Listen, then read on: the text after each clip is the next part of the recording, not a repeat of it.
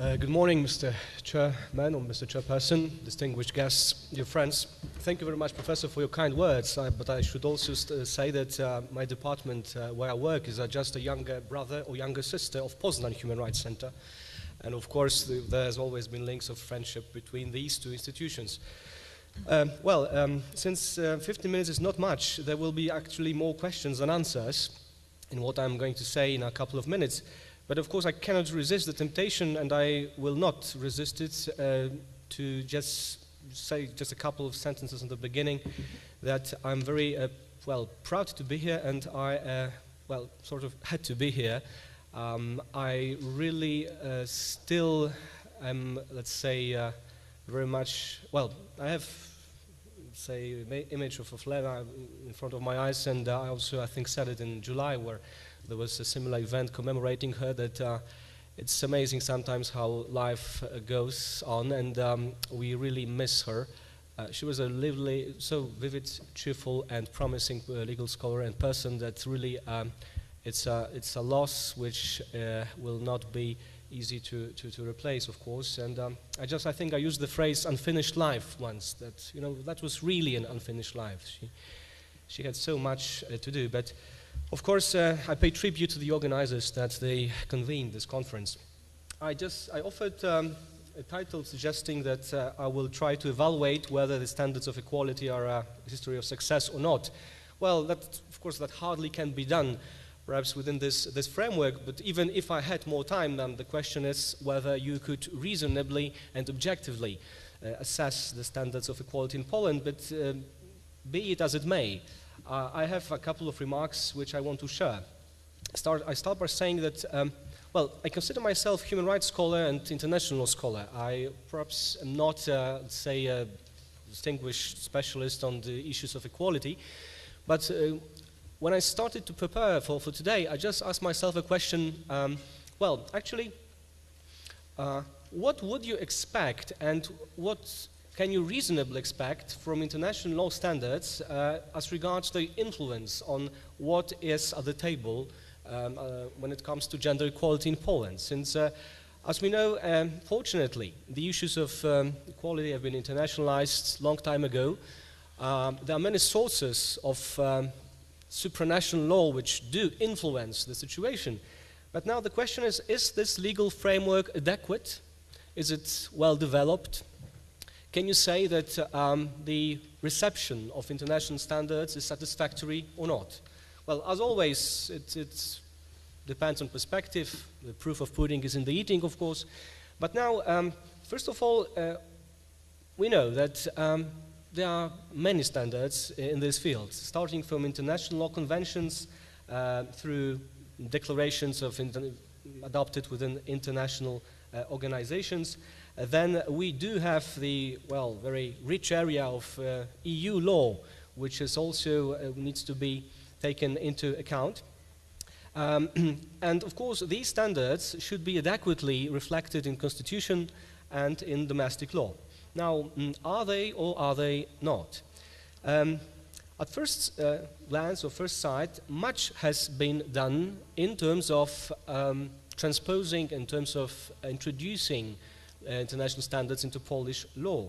It's, of course, common knowledge that Poland is a party to the CEDAW Convention on the Elimination of Discrimination Against Women, that I think it's been in 2003 that we also adopted an additional protocol allowing for individual complaints to the CEDAW committee.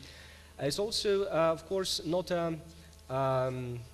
it's obvious that also Poland is part and parcel of international mechanisms which allow for using the legal remedies to bring up certain complaints or remedies.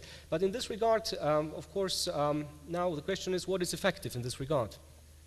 So the Strasbourg systems with which I'm a bit familiar it shows that, in fact, not many cases about gender equality per se have reached this level, but now the question is it because it's so, so perfect in Poland about gender equality, or is it perhaps for other reasons?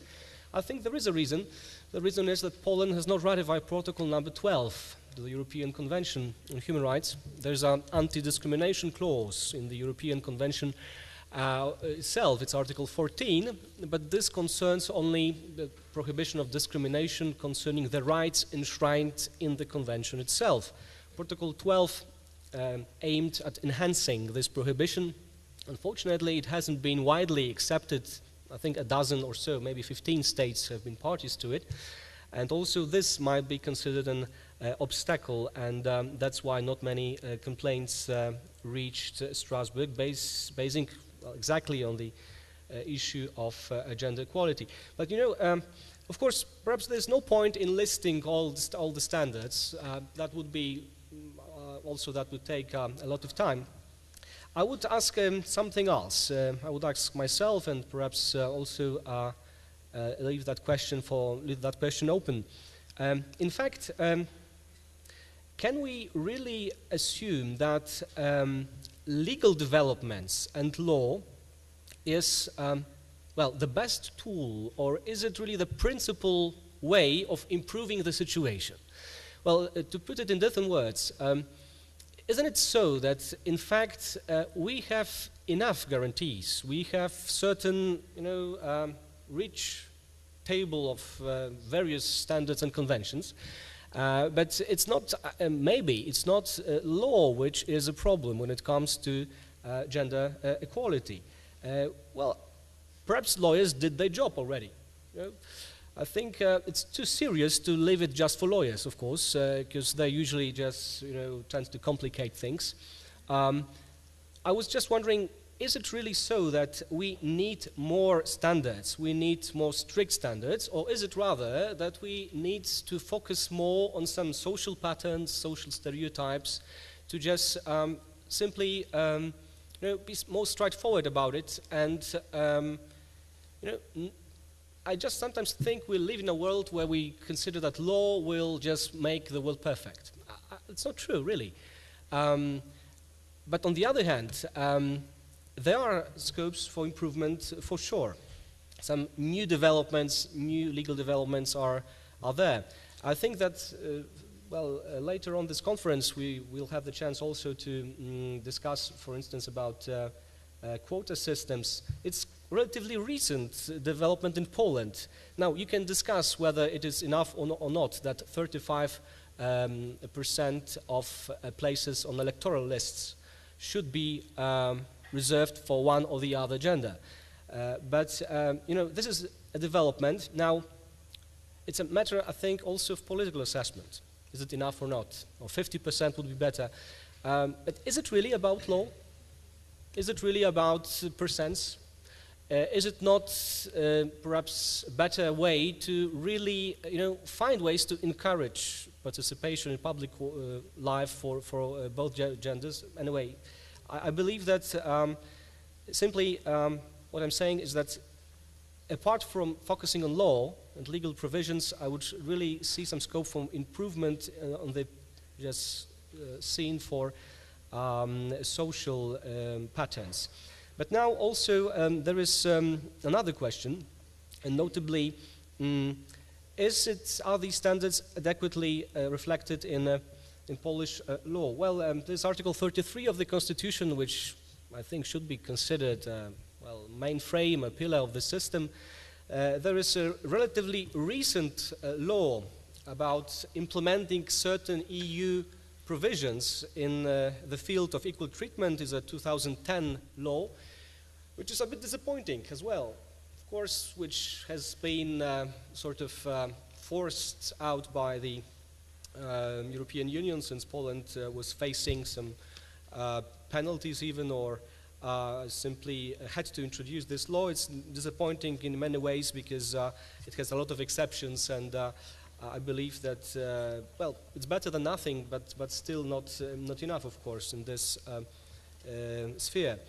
And, you know, just to, well, put it all together, I believe that we should not complain that much about legal standards in Poland. It's rather the political choices that we could complain about.